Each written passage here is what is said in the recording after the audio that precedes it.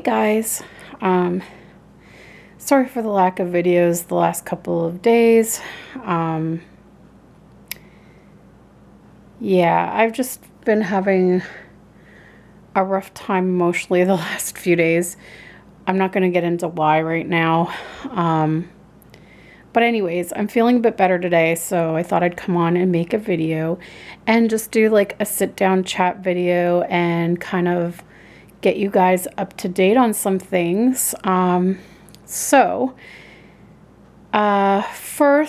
I wanted to give some health updates with my lupus. Um, there's not a whole lot to update you guys on, which is actually a good thing. It means I'm actually doing really well right now, health-wise.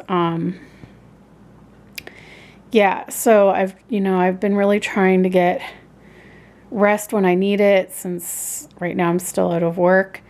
And that's really helped. So I've been doing okay. My knee has still been swelling sometimes, but taking like over-the-counter naproxen for like a day or two seems to help it, and then I'm good for a while, so that's good.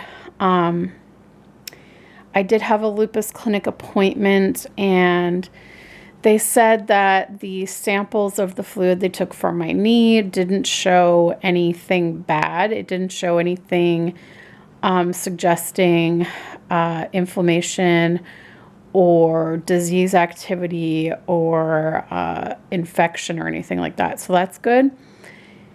It did suggest, though, that there's something degenerative going on in there. So they still want me to get an MRI. The earliest appointment that I could get for an MRI is, I think it's like in September, mid to end of September or something like that. So I have to wait for that, but they basically want me to get that MRI so that they can look at the bones and the cartilage and all of that stuff, because they have a suspicion that maybe cartilage is deteriorating in my knee, and there might be like a bone on bone type thing going on, and that's causing the fluid buildup. So for that, they have prescribed physiotherapy. Now, I still have to, that reminds me, I have to look in to see what our benefits cover in terms of physio, because physio here is not covered by our OHIP program. Now, oddly enough, my doctor seemed to think that there would be some physio clinics that would be covered by OHIP, and she asked me to ask the receptionist if they could like find one near me. And the receptionist looked at me like I had two heads when I asked her. She's like, no, like there aren't any physio places covered by OHIP. But she did point me in the direction of a nurse there who is involved with the Arthritis Foundation. And apparently there is a program that you can go in that is covered by OHIP. And basically it's not like ongoing physio. It's basically you go in, I think, once or twice, and they will assess you, and then they will decide what kind of exercises you need to do. So I told them it was my right knee, and so they put in a referral for that. And so basically they'll show you exercises that you can do at home. But in the meantime, I still need to check about, even if I'm only covered, like even if our coverage only covers like a few sessions, at least it's something. And then I could still go to the Arthritis Foundation and get exercises I can do at home. So right now the Arthritis Clinic the Arthritis Foundation did call me and they said they didn't have anything until October. Well, they had one date in September, and it happened to be the same date that I'm having my MRI done. So that didn't work out. So the next available date is in October, but they didn't have that schedule in front of them at the time. So I am waiting for them to call me back with that appointment. Yeah, my MRI is booked for 2 a.m. on that day. So I was like, and I think they wanted me to come to the Arthritis Foundation at like 9 or 10 a.m. And I'm like, yeah, that's not happening because, yeah, because if it's at 2 a.m., I'm probably not going to be out of there by 3-ish. So I won't be getting home until after 3 a.m. So I am going to be so tired. So I will be going to sleep when I get home. And so I was like, no, that's just not going to work. And yeah, so I have to wait for that one in October.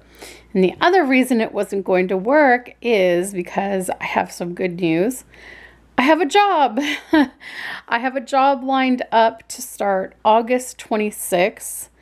So, yeah, so I will be working that day as well. But thankfully my new job is only in the afternoons. So I will be fine. I can sleep in after the MRI and then go to work. So yeah, so I was like, it's not going to work. So yes, I have a new job.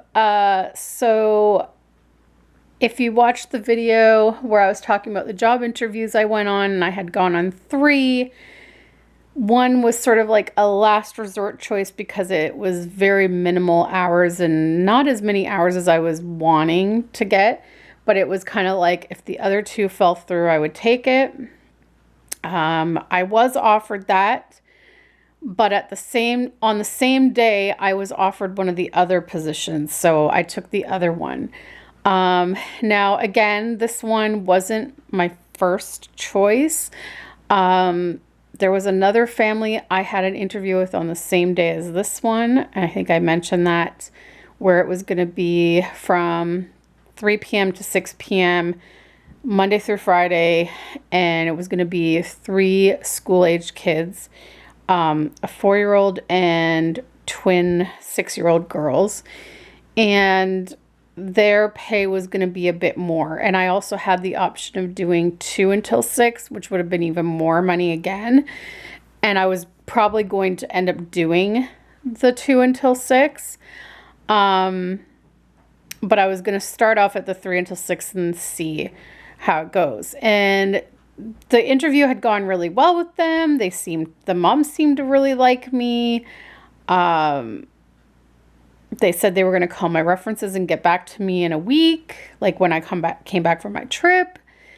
But I never heard from them. I never heard from them again. And like the day that I was offered the job that I ended up taking, I didn't reply right away. I emailed the other family and kind of checked in and said, hey, like I'm back from my trip. Have you contacted my references and this and that? And I actually saw that the mom was online, and then she never responded, and I never heard from them. And it's been a few weeks now. I haven't heard from them. So I gave it like 24 hours, and when I didn't hear from them, I'm like, I don't want to lose out on this other job, so I took it. So it's the hourly rate is a little bit less, but it's still more than what I was making at my previous job. So that's good. And it is going to be 4 hours a day, Monday through Friday. So it's going to be 2 until 6 p.m. And I'm essentially going to be looking after the one child. They have 2, but the toddler is in daycare full time. So I won't have him with me. The mom will be picking him up from daycare and bringing him home. And then when she gets home, I leave. So I'm pretty much going to be giving after school care to their 6-year-old daughter. And I think I had mentioned in the video where I was talking about the interviews that what I did like about this little girl I'm going to be taking care of is she reminded me of myself when I was younger. So I think like even though the pay isn't as much as the other job that, you know, like I would say the other job I wanted more because of like the higher pay rate. But I think like having one child versus 3 is going to be easier on me. And on top of that, I really felt like I could connect with this little girl because she just reminded me so much of myself when I was a kid. And she has the same interests as me. Like she loves to sing, she loves to dance, she loves the musical Annie, she loves Frozen, like all the things that I love. And yet she's very, very shy and quiet, which is exactly how I was as a kid. Like I was super shy and quiet with everyone except for my mom and my grandma. And when I was around them, I would sing, I would dance. I was like loud and outgoing. Around anyone else, even my aunts and uncles, everything like that, super shy and super quiet. And so I kind of feel like it is a better fit in the end. And I think in the end, the man upstairs kind of played a role in helping me decide. Because my whole thing was like, I really thought I was going to be offered both and then I would have to choose. And of course, like I probably would have picked the other one for the higher pay. But I don't know that... I mean, I felt like I really connected well with the mom. The dad, I wasn't so sure. And then I really didn't get much interaction time with the 3 girls because they were busy making cards while I was being interviewed. And then they ended up going downstairs to play, and I didn't really get much interaction time with them to see like how we jived or whatever. So I think in the end, this is probably for the best. And she seems like a really sweet child, really easygoing, much like I was when I was a kid. Like you know, my mom and my grandma have always said like I was like a literal angel as a kid, except that I went through this period of, I don't know if it was like a full year of it or if it was maybe just a few months. It was like a few months where I would have temper tantrums every single night because I didn't want to go to bed. Which is really funny to me because I've always been a night owl. Like I'm still a night owl, even now. And so it's just funny to me that I didn't want to go to bed. And my mom could not get it out of me, like why I was so upset, why I didn't want to go to bed, because I have always been the type that like bottles up a lot of stuff. And so thinking back on it, like I very much remember it. Like I totally remember screaming, kicking the wall every night. Like I remember it all. And I remember 2 reasons for it. And the first was just that I wanted to keep playing with my toys. But then I think it turned more into I was afraid of the dark. I don't remember what it was. Oh, I watched the movie Return to Oz. That's what it was. I watched the movie Return to Oz. And if anyone has seen that movie, you're probably going to know where I'm going with this. That there's like an evil queen in the movie and she cuts people's heads off and like keeps them in glass cases. And that movie traumatized the heck out of me. And I was having nightmares about the lady trying to cut my head off. And I seriously, like in my nightmares, she lived in my mom's bedroom closet. And so I was terrified of my mom's room for those few months.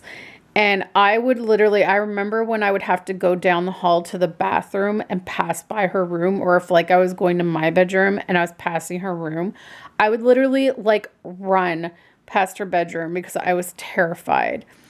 So I'm pretty sure that was the root of it. Like, I just was afraid to go to bed. But I, for whatever reason, wouldn't tell my mom that.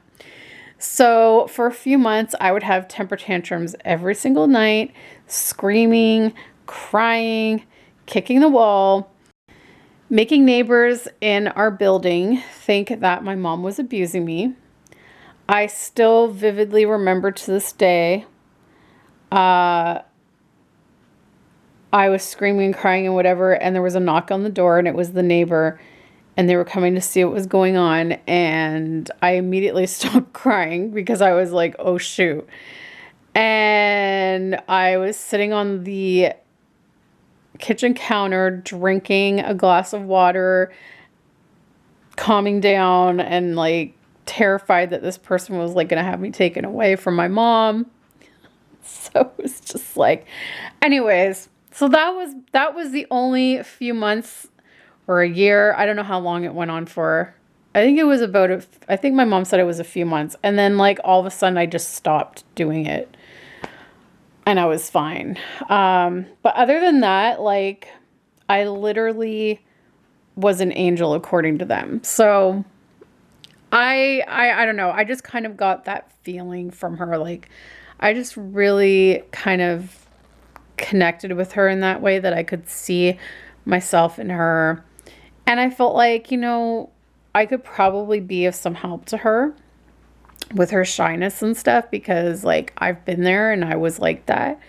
So I feel like I could get her out of her shell a little bit and stuff. So in the end, I think it's good. So I start August 26th, and the first week is only going to be from 3 until 6 because it's just essentially, she's going to be in day camp. So the mom's going to be picking her up and bringing her home. And so I'm just basically going to kind of, the mom will be there. So it's just going to get familiar with the area, familiar with the child, familiar with the routine and where things are in the house and that kind of stuff. So it's sort of like training the first week to get used to things and everything like that. And they're going to show me where her school is so I know where to go, and because I'll have to pick her up from school every day. So yeah. Her school is about a 13-minute walk from their house, which is a little bit longer than I'm used to. Margaret's school was only a 5-minute walk, but her music class that I used to take her to before she started kindergarten was a 10-minute walk. So I was like, well, I used to walk 10 minutes in the rain or the snow, so what's an extra 3 minutes? I'm like, it's no big deal. So it is going to suck though when it's snowing and raining, but whatever. What can you do? So yes, so that is how that's going to go. I will have to work full days for like PA days. We didn't address March break and summer vacation though. So I'm not sure what's going to happen in that sense. I probably should have asked them that. Just because I don't know if I can do full days every day of the week for the whole 2 months of summer. A week, maybe, but yeah, like March break I could probably handle, but we'll see. I mean, she is older, so I don't have to do any like lifting or diaper changes and stuff, so maybe it won't be that bad. Hopefully. And it'll be more money. So that's good. But her family does seem very flexible. Like they don't seem rigid. Like, I'm always upfront in job interviews about my health because I feel that it's really important for a family to know about it up front, know that there is a chance. Like, obviously, when I'm working part-time, I try my best to schedule appointments like during my off time, but sometimes it doesn't always work out that way. So they just said it's fine if, if I can't do one of the PA days, or if I have an appointment or whatever, like, it's fine because the dad is self-employed. So he said it's not a big deal. He can be home, or work from home or whatever. So it's really like important to be able to find a family that has that flexibility for me. So that's really good. Like, so that's why I'm always honest. I'm always upfront, because a lot of times families, if they're looking for permanent part-time, and they want to make sure that you're not hoping to eventually get full-time. So, they'll usually ask, like, you're just looking for part-time, or, sometimes they might ask why I'm just looking for part-time. And so that's when I will explain to them that, I have lupus, and, I said generally it's well managed, because I want them to know that, like, for the most part, it's not going to affect my work, and my ability to care for their children. But, I do let them know that I prefer to work part-time, just so that I can try to work my appointments around it, so that I'm not taking a lot of time off for appointments. But sometimes I may need to, and that stuff. So this family seems very flexible and willing to work with me in that. So yeah, and they didn't try to like negotiate an hourly rate. They just asked me what my rate was, and I decided to quote a little bit of a higher rate than I was previously paid, and they accepted it. So that was good. I just decided, like, I don't want to sell myself short anymore, because I have years and years of experience. I have my early childhood education diploma. So, like, so it's good. And I think those are like the main two things I wanted to talk to you guys about, was my health updates and the job. So I feel like there was something else. Oh yes. So this past weekend was exciting yet sad at the same time. Taylor Swift did her secret sessions, and I wasn't invited. So for those who don't know what secret sessions are, it is when Taylor Swift selects fans to come to her house and listen to the new album before it's released. And so she had one in London, she had one in Nashville, and she had one in LA. And I wasn't invited. It's okay though. What's really exciting is 2 people from my Toronto Swiftie group chat were invited. So that was super awesome. And both of them I had met at the Toronto show. And so one went to the Nashville meet and greet, and one went to the LA one last night. So they both met Taylor and got their picture with her. It was so cool. And I'm so happy for them. Like, especially one of them, her name was Yuki. And out of anyone in the Swiftie fandom online, she has been like the sweetest girl. Like, she's been the most welcoming. She takes the time to like talk to me. She'll retweet me or reblog me and try to get Taylor Nation's or Taylor Swift's notice for me. Like, she's super sweet, and I help her, and she's just really been like the one Swiftie that's like given me the time of day in the fandom.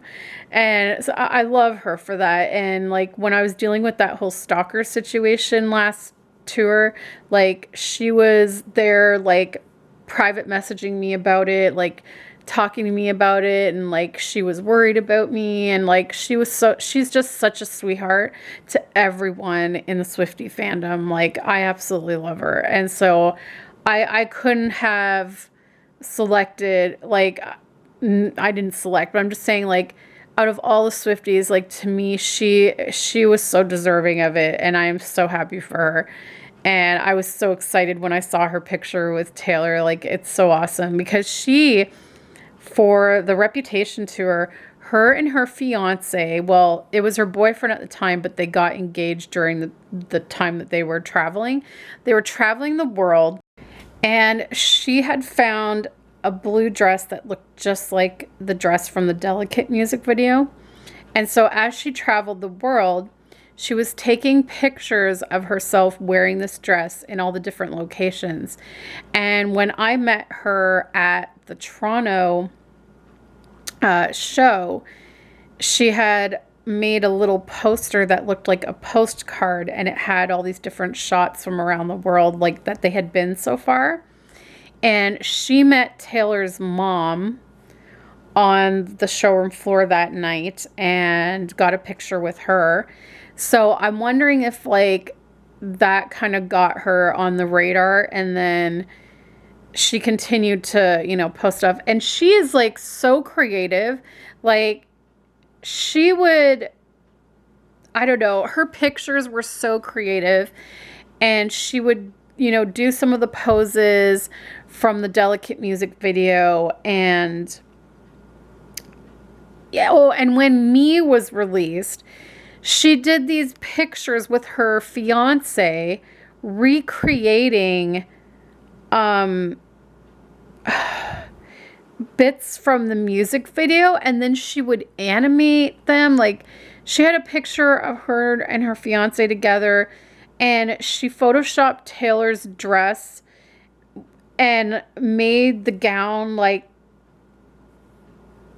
run with the color like in the music video. I don't know. It was crazy. I don't know how she did it, but she is so creative. It's amazing. And so I just, you know, would always retweet her and like tag Taylor Nation and Taylor Swift for her, and she would do the same for me. And a few days before the Toronto show, we both tweeted Taylor saying we wanted her to wear the rainbow dress and the cotton candy dress.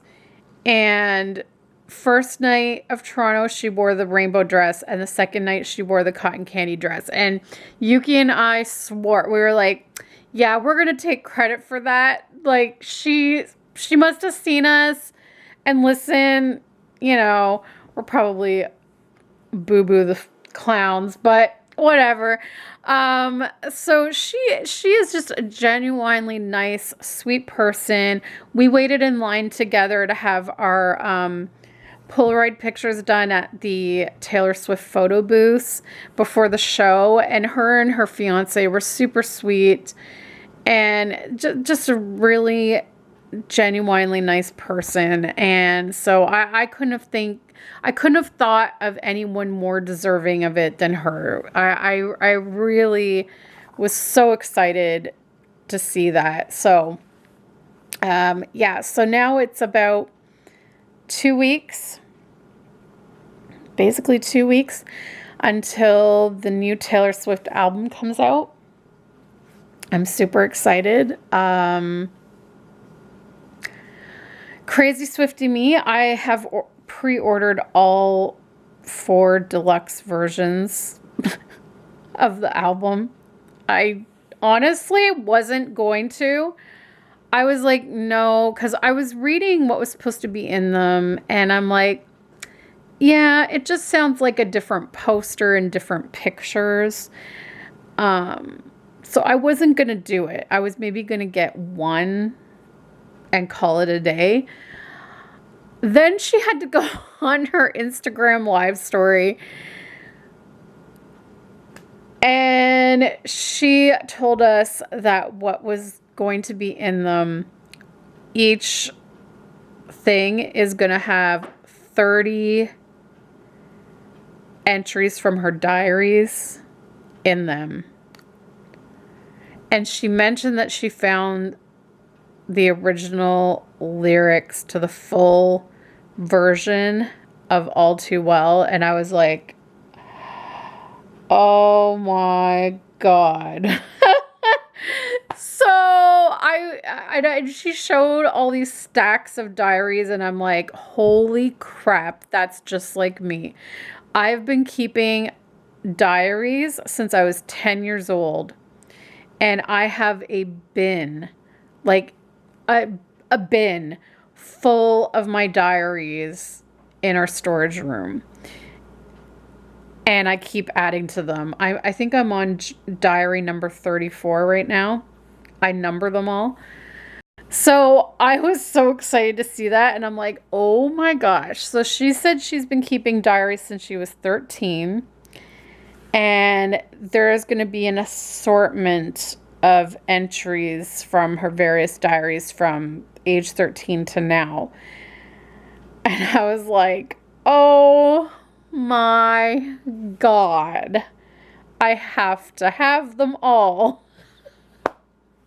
So I'm going to have like 4 versions of the album. Now, also each album is supposed to come with voice memos from like her song making processes. So I don't know if it's going to be the same voice memos on all of the 4 albums or if they're all going to be different, because that would be really cool if they're all different.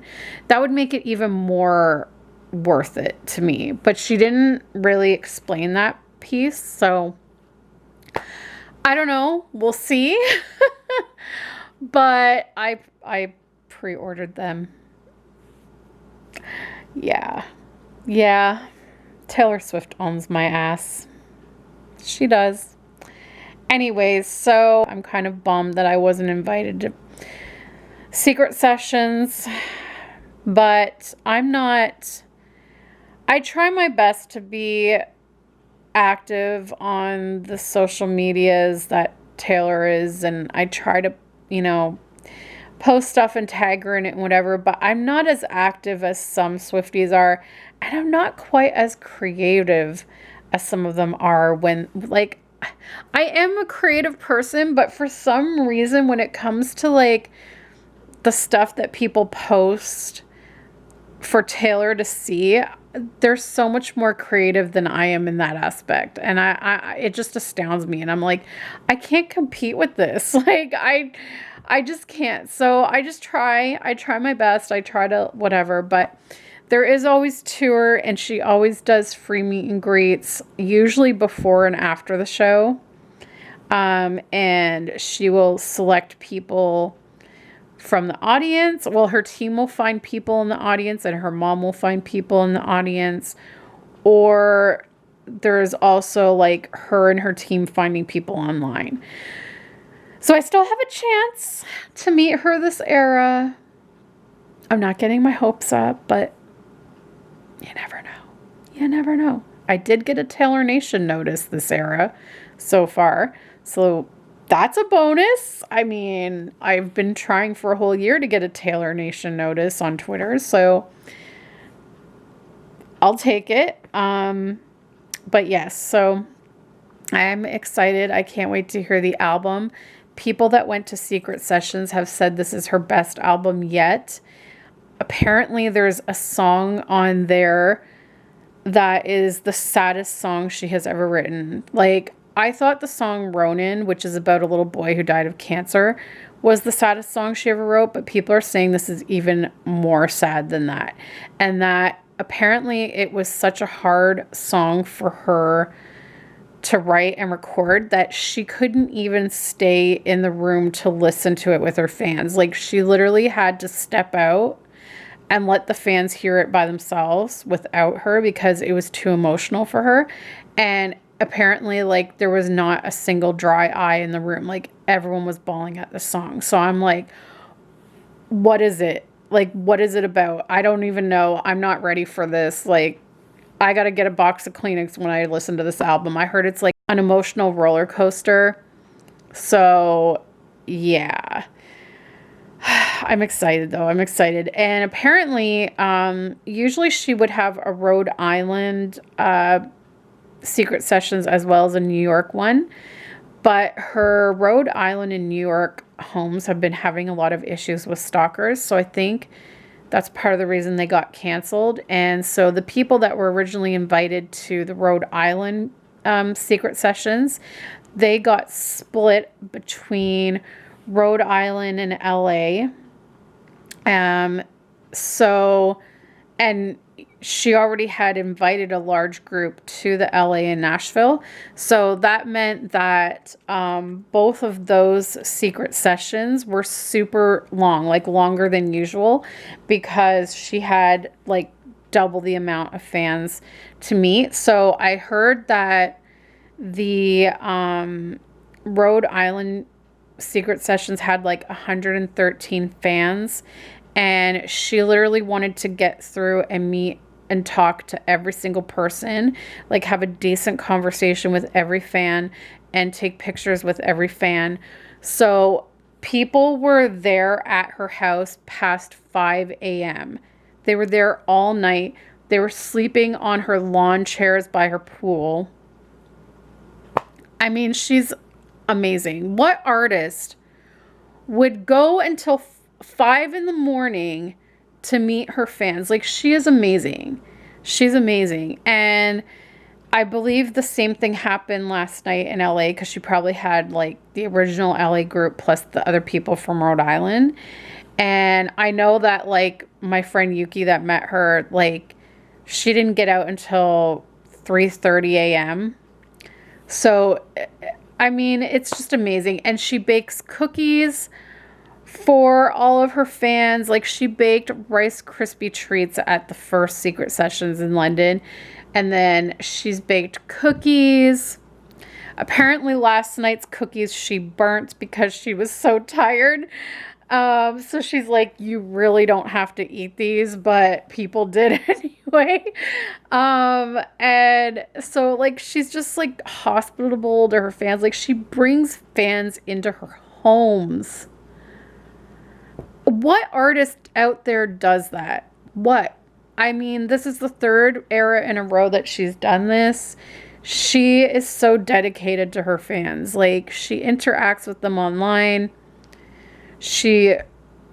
I don't know. Like, she is so invested in her fans' lives. It's amazing. I don't know of any artist that does that. And that's one of the main reasons I love her so much. Of course, the number one reason I love her is her songwriting capabilities. Like, she has amazing storytelling skills. I love her lyrics and her metaphors, and I could just relate to so many of her songs. So, but yes, like, I just, it blows my mind that she's done, like, over the course of less than a week, she probably met like 300 fans, and she'll meet more again during the tour. I mean, it's just incredible what she does. Like, she goes above and beyond what any other artist will do, because she absolutely loves meeting her fans, and she does not charge anything for people to meet her, which is amazing. Like, I had to pay, I think it was like